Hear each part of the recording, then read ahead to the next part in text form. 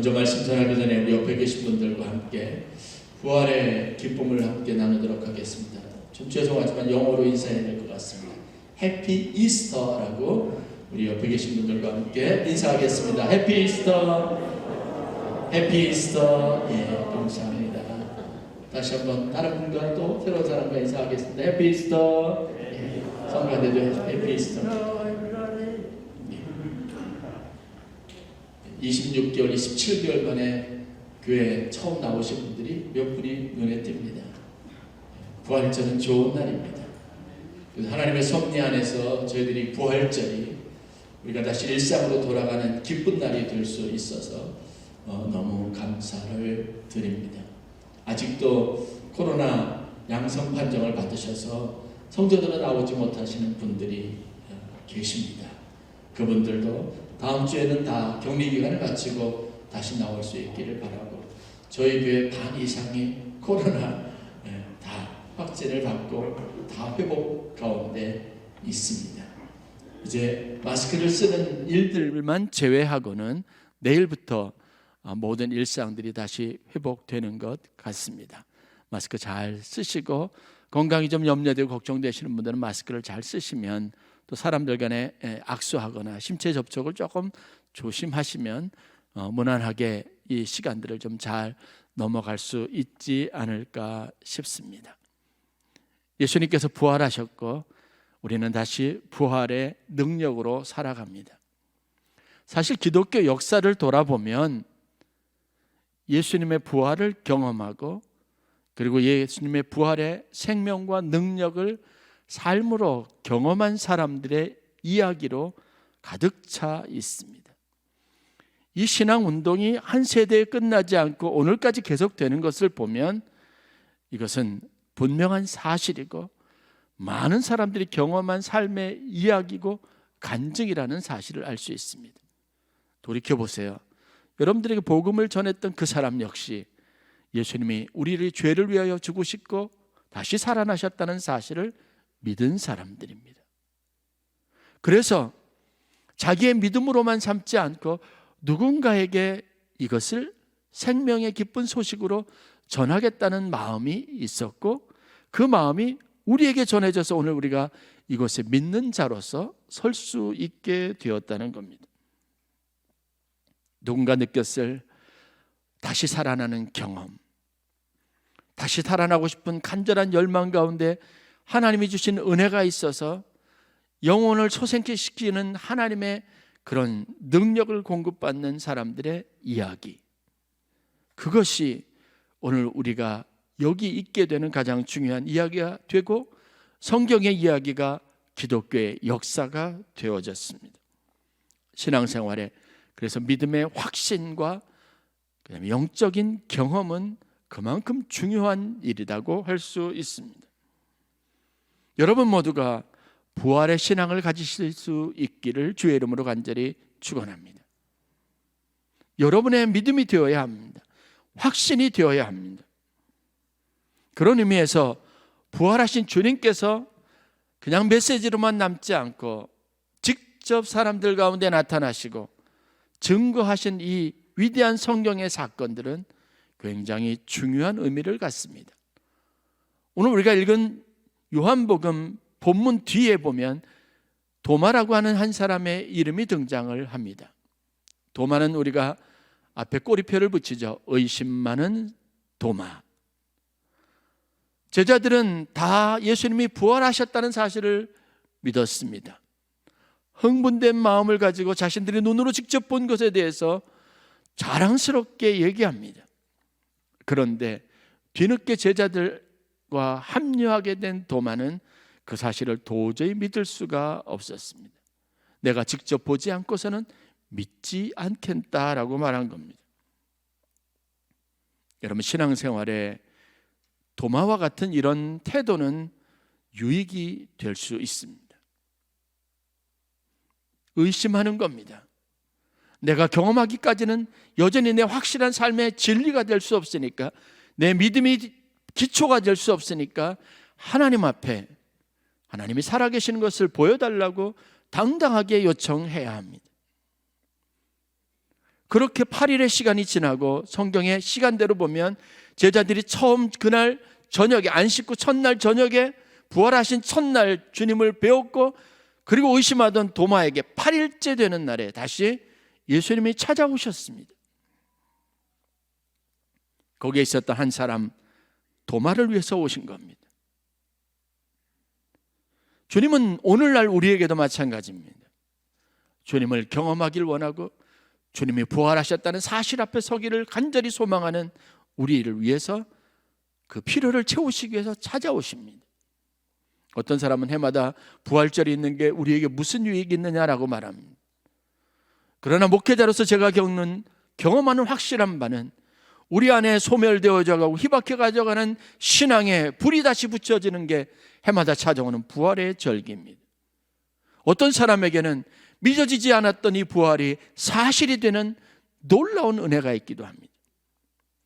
수십억의 인구들 가운데 한 사람이, 도마와 같은 사람이 부활의 주님을 경험하는 시간이 바로 오늘이라면 이것은 충분히 가치 있고 의미 있는 날이기도 합니다. 도마에게 찾아가셔서 주님이 이렇게 말씀합니다.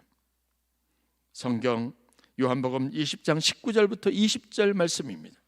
이날 곧 안식구 첫날 저녁 때 제자들이 유대인들을 두려워하여 모인 곳에 문들을 닫았더니 예수께서 오사 가운데 서서 이르시되 너에게 평강이 있을지어다. 이 말씀을 하시고 손과 옆구리를 보이시니 제자들이 주를 보고 기뻐하더라.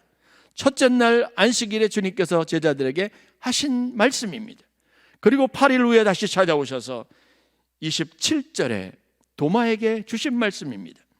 내 손가락을 이리 내밀어 내 손을 보고 내 손을 내 옆구리에 넣어보라. 그리하여 믿음 없는 자가 되지 말고 믿는 자가 되라. 주님께서 자신의 손바닥을 보이시고 그리고 도마의 손을 잡고 자기의 옆구리에 넣어보라고 말씀하십니다. 왜 그러셨을까요? 믿음 없는 자로 사는 것보다 이것을 보고 믿는 것이 복이 있기 때문이라고 말씀하셨습니다. 신앙생활에서 가장 놀라운 축복은, 신앙생활의 보람은 예수 그리스도께서 살아나신 것을 여러분들이 직접 경험하는 것에 있으면 두말할 나위가 없는 사실입니다. 바라기는 오늘 여러분들이 주님의 음성을 들으시기를 주의 이름으로 간절히 축원합니다.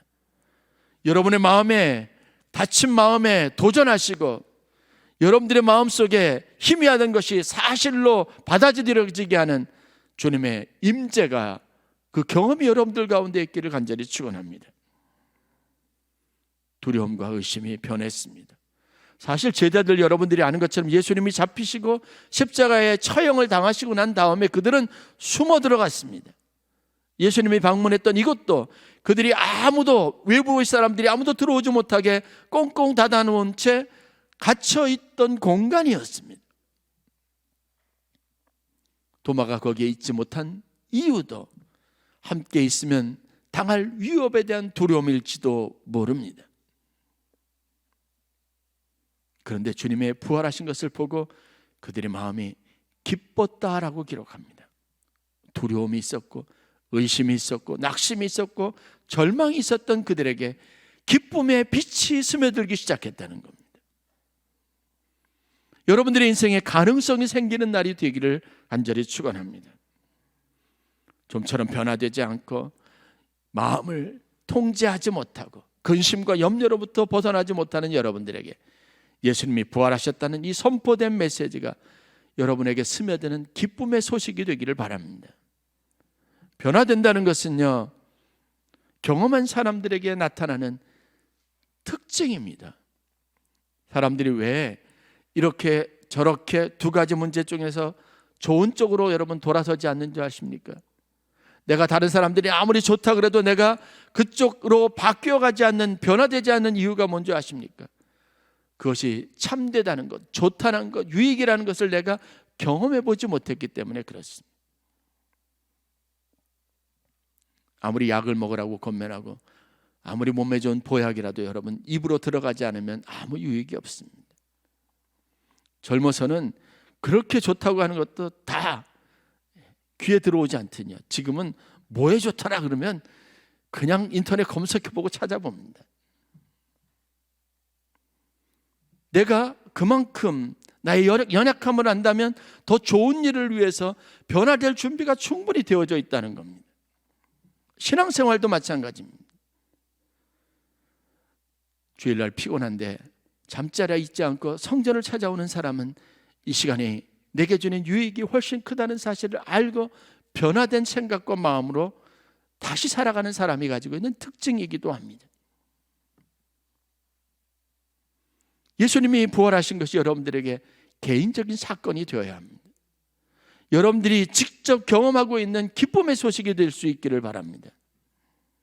저는 오늘 여러분들과 함께 짧게나마 두 가지 부활의 신앙에 대해서, 부활의 사건이 우리에게 주는 영적 교훈에 대해서 함께 생각해 보려고 합니다. 첫째, 부활은, 예수님이 부활하셨다는 이 놀라운 사실은 우리에게 주님은 언제 어느 곳에서나 모든 사람들과 함께 하신다는 믿음의 확신을 가져다 줍니다. 죽음을 이겼다는 말이 무슨 뜻일까요? 더 가두어둘 것도 없고 더 묶어둘 것도 없다는 겁니다. 예수님은 공간과 시간의 정복자입니다. 초월해서 어느 곳에서나 계실 수 있는 분입니다. 제자들이 꽁꽁 닫았던 그 문도 예수님께서 문 열고 들어오셨습니다. 숨어있던 제자들의 그것이 어디 있건, 그들이 아무리 은폐하려고 해도, 그들이 외부로부터 아무런, 심지어는 공기조차 세워 들어오지도 못하게 할지라도 주님은 그곳에 나타나실 수 있는 분입니다. 예수님은 필요하다고 여기시는 곳에서 모든 사람들에게 나타나셔서 도움이 되실 수 있습니다. 도마에게 그러셨던 것처럼 필요하다면, 그 사람의 마음에 의심이 있고 그 사람에게 확신이 필요하다면, 그래서 그들의 인생의 변화가 필요하다면 그들에게 찾아가실 겁니다. 나타나실 겁니다. 말씀하실 겁니다. 그것이 부활의 신앙입니다.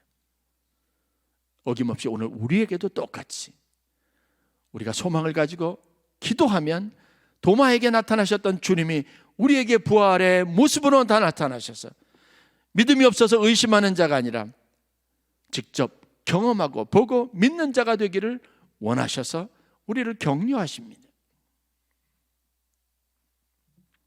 사도 바울이 고린도 교인들에게 부활의 사건과 그 사건이 자기에게 미친 오늘 자신에게까지 어떤 일들을 경험하게 했는지 다음과 같이 소개합니다.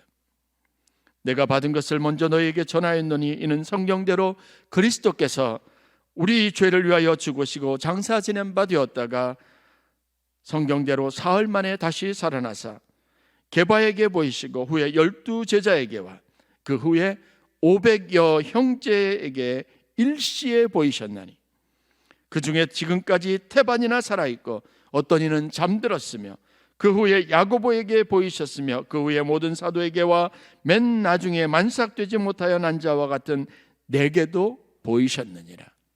아멘. 부활하신 주님께서 필요한 사람에게 나타나 보이셨다는 겁니다. 성경의 표현대로라면 이것은 역사적인 사실입니다. 500여 명 되는 사람, 모인 사람들 가운데 일시에 나타나서 보이셨습니다. 그 중에는 살아있는 자, 아직까지 살아있는 사람도 있고 죽은 사람도 있습니다. 그러나 그들에게 나타나 보이셨습니다. 그리고 그 이 뒤를 잇는 많은 사도들에게 예수님께서 부활하신 몸으로 도마에게 나타나셨던 것처럼 나타나셨습니다. 오늘 여러분들 가까이 있는 누구에게 똑같이 나타나실 겁니다.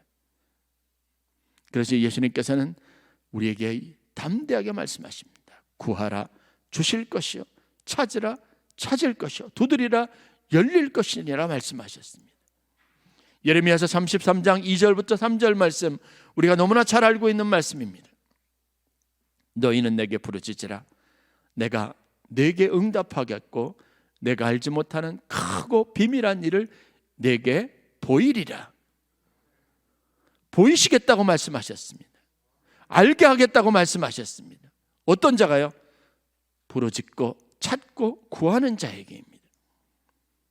의심하는 마음을 가지고 주님을 보기를 내가 직접 보지 않고는 믿지 않겠다고 하는 마음을 가진 사람에게, 믿음이 내게 필요하다고 여기는 사람에게, 그 확신이 아니면 살아갈 희망이 사라졌다고 생각하는 이에게, 그 부활의 소망이 아니면 현실의 눈앞에 닥친 암담함 속에서 벗어나기 어렵다고 여기고 하나님 앞에 부르짖는 사람에게 주님은 다시 나타나시겠다고 말씀하셨습니다. 주님은 언제 어느 곳에서나 누구에게나 동일하게 함께 하시는 분이심을 여러분 믿으시기를 주의 이름으로 간절히 축원합니다. 이것이 바로 부활의 신앙입니다. 두 번째,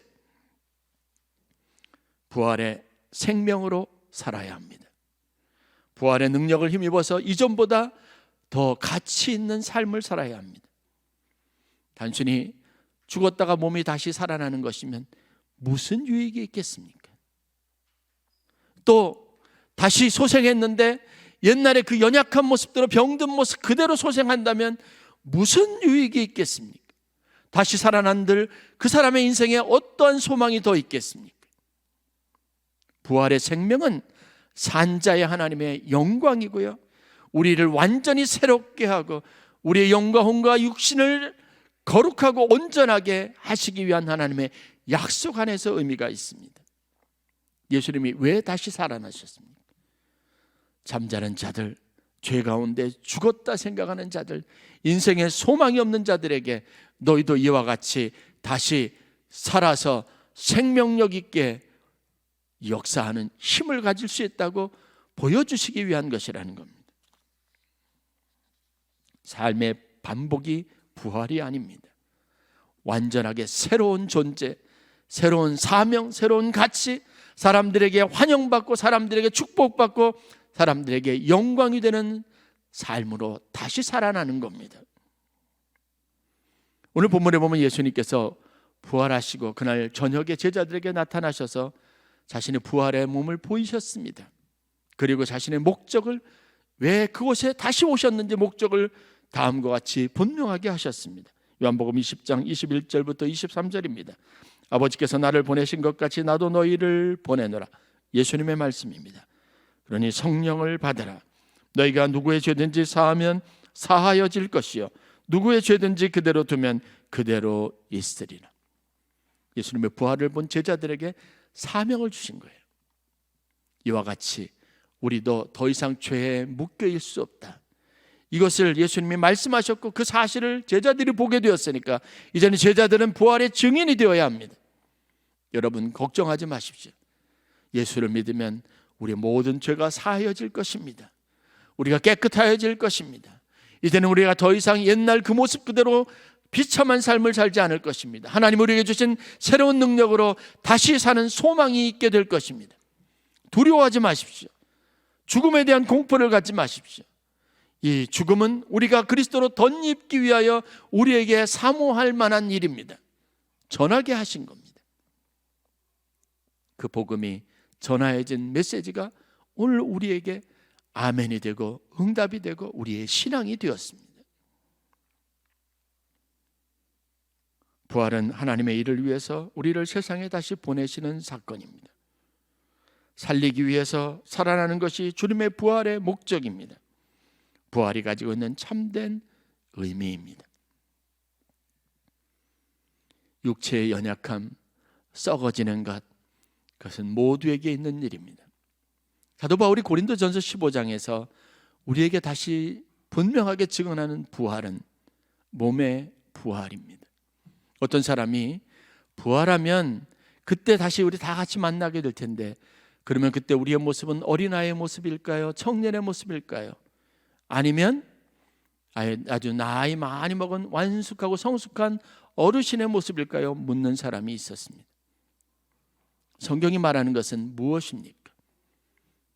가장 아름답고 온전한 몸으로 다시 살아날 것이라는 겁니다. 내가 저 사람을 나와 함께 했던 형제여 성도였다는 사실을 다 알고 있습니다. 그러나 가장 아름다운 모습입니다. 제가 우리 박련 장로님 연세가 많으시지만 연로하셨지만 장로님의 한창일 때 50대 만났습니다. 그 모습을 기억합니다. 그 왕성했던 모습, 열정적인 모습을 기억합니다. 서승빈 장로님도 마찬가지고 여기 앉아 계신 분들의 많은 분들의 가장 아름답고 활기차고 누군가를 돕기 위해서 애를 쓰셨던 모습, 하나님의 교회를 세우기 위해서 봉사했던 모습을 기억합니다. 아마 그때 가장 멋있는 모습으로 하나님이 우리에게 몸을 입혀 주실 겁니다. 병들어 있는 모습의 부활이 아닙니다. 그 모습으로 다시 살아나는 것이 아닙니다. 육체의 연약함을 가지고 늘 그렇게 노심초사하던 모습으로 다시 살아나는 것이 아닙니다. 그래서 육체가 썩어지고 우리의 육신이 하나님 앞에 땅의 흙으로 돌아가는 것은 영광스러운 일이라고 여겨졌습니다. 가장 아름답고 영광스러운 몸으로 부활하여 우리가 생명력 있는 모습으로 하나님 앞에 다시 설 것을 약속하셨습니다. 여러분의 인생이 가치 있는 인생이 되십시오. 우리가 해봤지 않습니까? 한 끼 금식해서, 저도 우크라이나를 위해서 금식 헌금을 준비하는데 굉장히 마음이 뿌듯했습니다. 그쪽에 있는 사람들이 지금 어떻고 그들에게 전해지는 음식이 무엇인지 방송을 통해서 보고 선교사님들이 전해온 소식을 통해서 봅니다. 조그만 밀박스 하나를 받고 감사하는 사람들의 모습, 그것이 절대적으로 필요한 사람들의 모습을 보았습니다. 그대로 전해질 것이기 때문에 그렇습니다. 나의 한 끼 금식이 가치 있다 여겨지는 순간들이 얼마나 많습니까? 믿음 안에서 우리가 다시 살아난다는 것은 이와 같이 다른 사람에게 복된 일입니다. 부활의 증인이 된 도마는 인도의 선교사가 되었습니다. 제가 미국 플러 신학교에서 선교사로 재교육을 받고 있었을 때 많은 인도인 지도자들을, 기독교 지도자들을 만났습니다. 도마가 자기 한 생명을 바쳐서 땅끝이라고 여겨졌던 실크로드 끝에 그 땅에 도착해서 그것에서 순교하면서 뿌렸던 복음의 씨앗이 예수님의 부활의 증인으로서의 그의 삶이 남긴 수세대를 거쳐 이룬 엄청난 열매입니다. 힌두교, 이교도들이 가득한 그 땅에 한 지역과 한 지방을 전부 예수 믿는 사람들의 도시가 되게 했습니다. 한 사람의 희생과 섬김과 부활의 산소망이 위대한 역사를 이루었습니다. 감독이 생겨났습니다. 수천 개의 교회가 세워졌습니다. 여러분, 우리도 그렇게 예수님의 생명으로 다시 사는 역사가 있기를 주의 이름으로 간절히 축원합니다. 말씀을 마칩니다. 부활절 아침 우리가 가져야 될 최고의 관심은 무엇일까요? 이 날이 우리에게 의미 있는 날인 이유는 무엇일까요? 우리가 어떻게 부활의 삶을 다시 살 수 있을까 결단할 수 있는 시간과 기회가 주어졌기 때문에 그렇습니다. 주님처럼 누군가에게 여러분들이 기쁜 소식, 그리고 마음에 변화를 주는 희망, 그리고 선물이 되실 수 있기를 간절히 축원합니다. 예수님을 통해서 그 선물을 여러분들이 통째로 받은 것처럼 여러분 안에 내면의 변화가 일어나고 여러분들이 전하는 기쁜 소식을 통해서 다른 사람들의 삶에 놀라운 변화가 일어나는 축복된 날, 가장 영광스러운 아침이 되길 수 있기를 주의 이름으로 간절히 축원합니다.